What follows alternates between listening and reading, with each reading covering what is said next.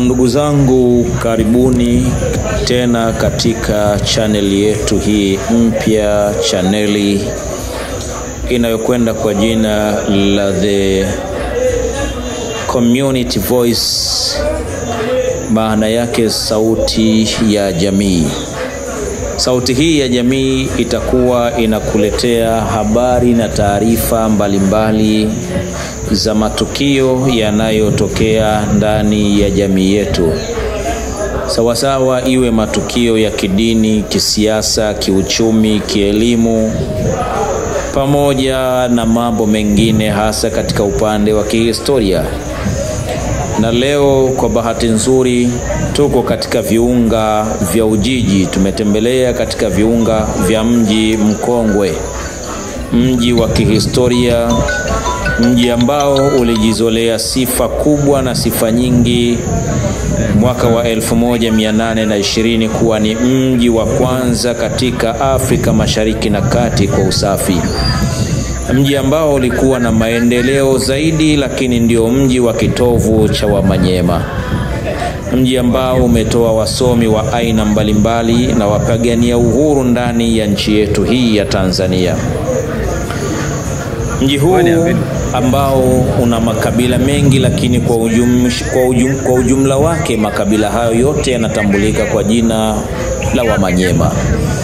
Leo tupo katika viunga vya katikati wa mji wa Ujiji, nao ni sehemu inayoitwa Buzebazeba, kwenye soko hili kongwe, soko lenye miongo zaidi ya 40.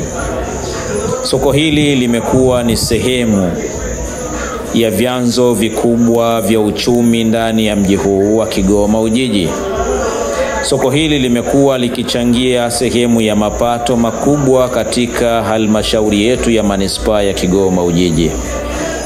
Soko hili ambalo limekuwa ni sehemu ya wakombozi, sehemu ya mkombozi katika swala zima la ajira kwa vijana wetu, mama zetu, pamoja na wazee wetu ambao wamekuwa wakijishughulisha na biashara za aina mbalimbali kama vile biashara za samaki, dagaa, pamoja na nafaka, lakini pia hata dawa za Kisuni. Soko hili kama ambavyo tulivyoongea ni moja kati ya masoko makubwa yanayochangia uchumi mkubwa ndani ya manispaa yetu ya Kigoma Ujiji. Changamoto ambayo iliyopo ndani ya soko letu hili imekuwa ni sehemu ya masoko ambayo yanafunguliwa kuanzia saa 12 kuanzia saa 3 asubuhi na linafungwa mara tu inapofika saa 12 jioni. Sasa maana ya kutembelea katika soko hili ni kutaka watu wajue, kutaka kuinua sauti hii ya jamii kwa viongozi wa soko, lakini pia kwa madiwani, kwa watendaji, pamoja na viongozi wa manispaa ya halmashauri, pamoja na viongozi wa mkoa wa Kigoma, kutaka kuwaomba, lakini pia wasikie kilio cha walio wengi miongoni mwa wafanyabiashara ndani ya soko hili ambao wanatakiwa wafanye biashara zao nyakati za usiku. Hii itazidi kufungua fursa za aina mbalimbali, fursa ambazo hii itachagiza kuongeza pato la wakazi wanaozunguka soko hilo katika kata 4, lakini pia kwa kutoa fursa za watu vijana kufanya biashara kama vile kuchoma chipsi, kama vile kuchoma vitumbua, bajia, maandazi, na hata wengine kufungua migahawa ya usiku wakawa wanafanya biashara zao. Sasa ni ajabu katika ushindani wa uchumi ndani ya dunia tunayoenda nayo, eti kuona hili soko alifanyi kazi, alafu maeneo mengine kama vile Mwanga, kama vile Kagera, wanafanya kazi nyakati za usiku.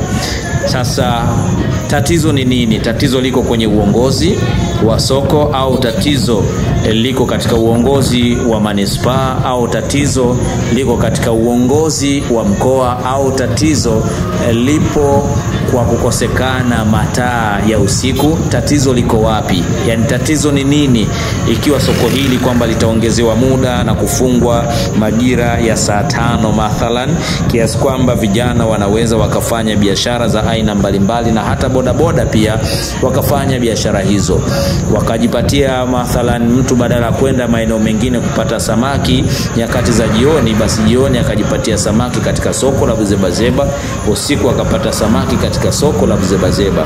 Hivyo basi kilio chetu hichi cha Sauti ya Jamii kupitia chaneli yetu hii ya The Community Voice,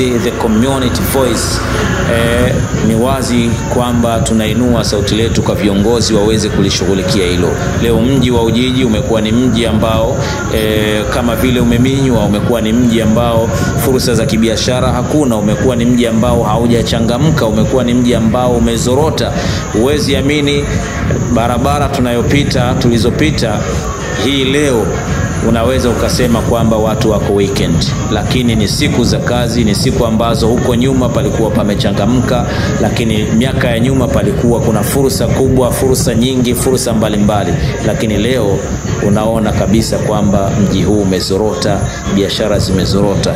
Hii ni barabara ya Kagera. Baada ya kutoka soko la Buzebazeba, sasa tunaelekea kuangalia soko la Kagera pia, ambao na yenyewe ni soko kongwe, soko ambalo lina miongo zaidi ya 30, zaidi ya miongo mitatu, kuangalia namna gani na lenyewe linafanya kazi yake, na namna gani viongozi wamepata kushughulisha, na nini walichokifanya mpaka ikawa soko hilo linafanya kazi nyakati za usiku, halafu soko kama la Buzebazeba linashindwa kufanya kazi nyakati za usiku.